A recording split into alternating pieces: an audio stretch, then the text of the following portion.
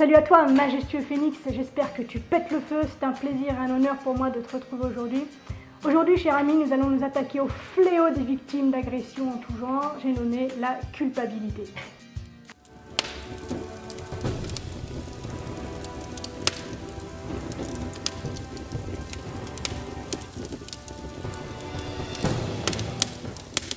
On distingue deux types de culpabilité.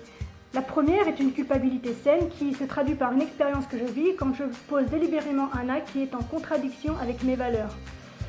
Elle suppose toujours donc deux choses. Donc la première, c'est que j'ai dérogé à mes valeurs et à mes standards, donc ça me blesse en fait.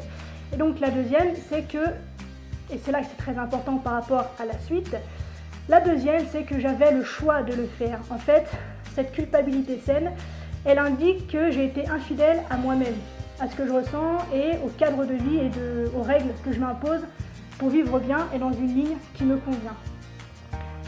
La seconde, qui est dévastatrice et qui est donc très malsaine, c'est la culpabilité induite. Et c'est celle que ressentent toutes les victimes de viol, d'agression ou d'inceste ou de maltraitance ou ce genre de choses. Ces personnes qui ont vécu ce genre d'expérience. Et pourquoi est-ce que je l'appelle culpabilité induite? Pour la simple et bonne raison qu'en fait, c'est une culpabilité qui a été placée dans ces personnes par les auteurs de ces agressions. C'est-à-dire que pendant les agressions, on a vu que certains systèmes se mettaient en place. Si vous ne voyez pas de quoi je parle, je vous invite à regarder cette vidéo qui s'affiche en haut à gauche de votre écran. Et en fait, durant ce processus, il y a un autre problème qui se met en place, c'est-à-dire que le lien entre l'amygdale cérébrale et l'hippocampe qui permet en fait de passer d'une mémoire présente, d'une mémoire instantanée à une mémoire autobiographique intégrée et passée donc dénuée d'émotions et de douleurs et de sensations.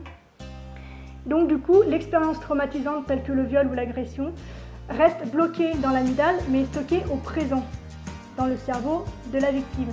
C'est pour ça qu'en fait, à chaque fois que cette personne-là va entendre un mot, entendre un bruit, sentir une certaine odeur, se retrouver dans un certain environnement, ou être face à nouveau à son agresseur, la moindre chose, la moindre toute petite chose va lui rappeler systématiquement et directement ce qu'elle a vécu, non seulement en images, mais également avec toutes les sensations qui vont avec. C'est-à-dire qu'elle va revivre d'un coup toute la terreur, elle va revivre toute la douleur, elle va revivre tout le dégoût, elle va revivre toute l'expérience comme si elle la vivait encore et encore et encore.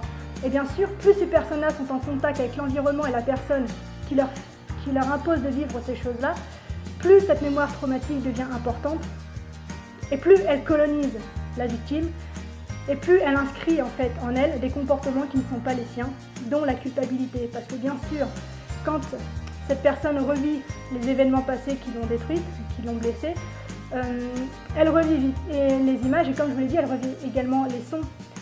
C'est-à-dire qu'elle va avoir en boucle cette expérience-là, donc inscrite dans son expérience corporelle, mais elle va également avoir tout ce que l'agresseur lui a dit pendant que ça se passait. C'est-à-dire qu'elle l'avait cherché, que par exemple t'es une salope, ou que regarde comment tu t'es habillée, oh je sais que t'aimes ça, ou c'est de ta faute, regarde tu détruis tout ce que tu touches. Toutes ces paroles un peu culpabilisantes, justement haineuses, violentes et pleines de mépris, vont tourner en boucle, jusqu'à s'inscrire dans le langage interne de la personne et donc jusqu'à devenir, selon ses croyances à elle, ses propres paroles. C'est-à-dire que la victime qui ressent sans cesse ses passés et ses expériences va finir par croire que tous ces actes, que toutes ces paroles, que tout ça vient directement d'elle. Elle pense finalement qu'elle est son propre ennemi. De même que toute la violence, par exemple, qu'elle peut ressentir au fond d'elle, elle va se l'attribuer en pensant que c'est la sienne et que du coup, elle est une personne monstrueusement violente et qu'elle ferait mieux de s'isoler pour protéger son entourage, tout ça. Mais non, tout ça est directement induit par la mise en scène de l'agresseur lors de l'événement violent. Donc en fait, par le biais de cette mémoire traumatique, même quand l'agresseur n'est plus là, il est toujours là, à continuer ses méfaits et à continuer à faire subir ses sévices à sa victime. C'est pour ça qu'il est super important de prendre en considération le fait que la majorité des comportements aujourd'hui mis en place par les victimes sont induits et sont la conséquence directe de ce qui a été vécu avec l'agresseur. Alors comment est-ce qu'on peut sortir de ce type de culpabilité? Évidemment, il y a un long travail à faire. Mais un premier exercice que je peux vous proposer, c'est de prendre un papier, un stylo, des Kleenex. Si c'est des Lotus, ça marche aussi. et surtout de prendre une grande inspiration et de vous autoriser à prendre du recul sur ce que vous allez écrire. Ce que je vous propose d'écrire, c'est de faire une liste en fait de tout ce qui vous fait culpabiliser, de tout ce qui vous gêne, de tout ce qui vous empêche de progresser en termes de culpabilité.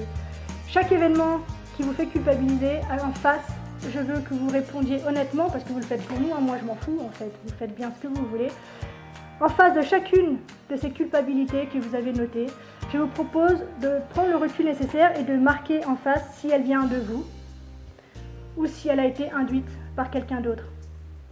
Parce que cette culpabilité a été induite bien sûr par l'agresseur, mais lorsque par exemple la victime commence à parler de ce qu'elle a vécu et veut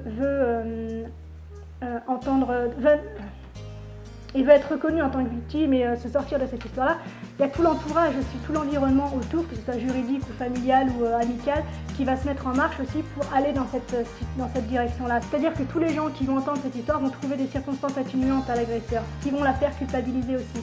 Donc, je reprends, je vous propose de marquer sur une feuille tout ce qui vous fait culpabiliser. En face de chacune de ces culpabilités, je veux que vous marquiez si elles sont de vous ou si elles sont des autres. Et une fois que vous avez fait cette liste et que vous avez pu remarquer qu'en fait la majorité de ce qui vous fait mal, de ce qui vous bloque et de ce qui vous fait culpabiliser n'est pas de vous, je vous propose de prendre vos responsabilités, de vous occuper de ce qui vous revient et de ce qui dépend de vous et de laisser leurs responsabilités aux autres qui vous ont fait du mal et laissez-les se démerder avec. Ce n'est pas votre problème, ce n'est pas à vous de gérer les responsabilités, de porter sur vos épaules les responsabilités des autres. Voilà, j'espère que cette vidéo vous convient. J'attends avec impatience tous vos retours. Dites-moi si ça vous a aidé ou si ça vous a permis de comprendre quelque chose.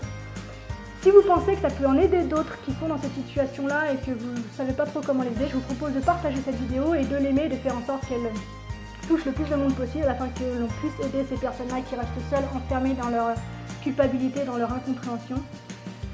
On se retrouve très prochainement dans une nouvelle vidéo. D'ici là, aimez-vous, aimez la vie. N'oubliez jamais, jamais, jamais, jamais, jamais que vous êtes la personne la plus importante de votre vie et que de ce fait, vous méritez ce qu'il y a de mieux. Bye bye.